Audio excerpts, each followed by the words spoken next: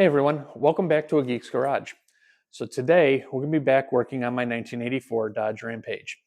Got my little helper here again who's going to be helping me out throughout the day, hopefully. And we're going to be working on the front brakes. Now, if you saw in the last episode, we got the rear brakes done, replaced the hard line, got the drums all back together, bled them out. And I went, okay, let's go quickly get the front ones done. We'll go through and we'll replace the rotors and pads. So let's go ahead and let's get started.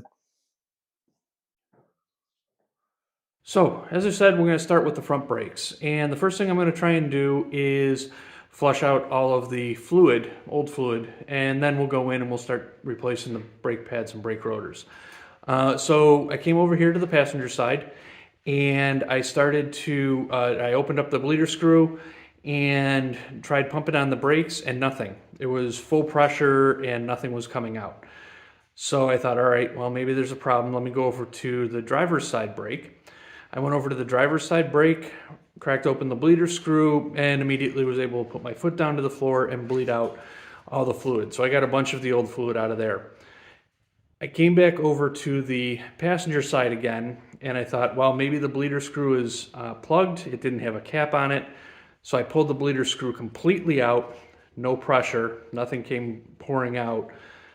Left the bleeder screw out, went over, tried pushing on the brakes, and they're solid as a rock.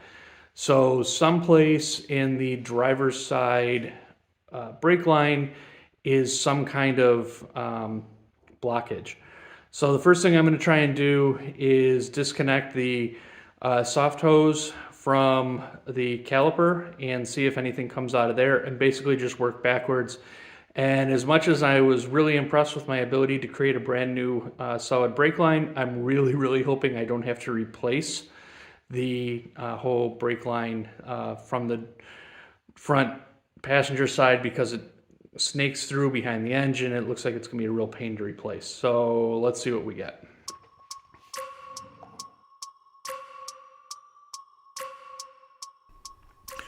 Well, as it turns out, I did a really lousy job of removing the flex line and ended up breaking yet another hard line. So now we're in the engine compartment and we're going to actually have to cut off the hard line, which is what you see me doing here, and then we're going to need to put some flared ends on it so that I can put a union in here and recreate the rest of the line. The line that goes to the passenger side is a very long line. It's all one piece. There are no junctions in it. And I didn't want to bend a whole line that runs behind or right along the firewall. So that's why we're going to go through and cut it in here. Did find a really great tool that works in a small space for making flared ends, and that's what you're going to see me using here.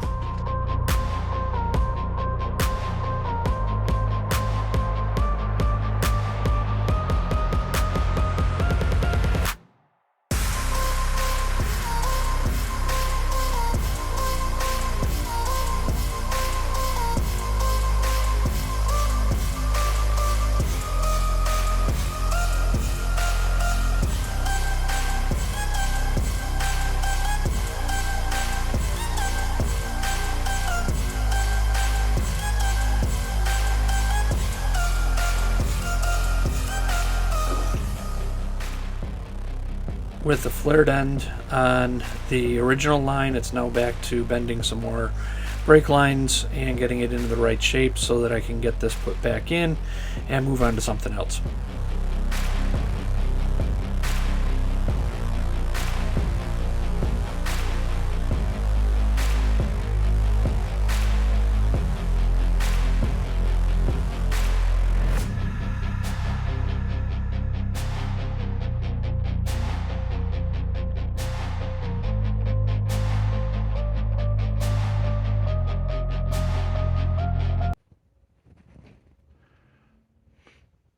Okay, so now that we've got the brake line back in and we've replaced that soft line, which was really the problem that started this whole thing off, now we can actually get back to replacing the brakes. We're going to pull off the pads and the rotor and swap them out. We'll do it on both sides. Then hopefully this brake fiasco is done and I can move on to something else.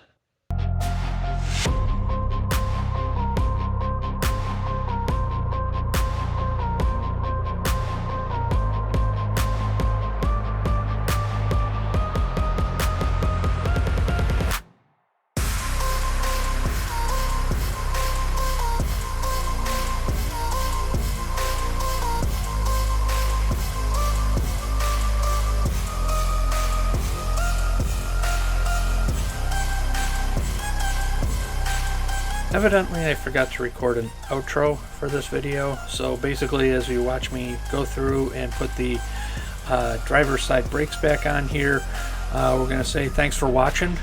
Be sure that you like and subscribe. Leave comments down below. I always enjoy reading through the comments. And with that, we'll see you in the next video.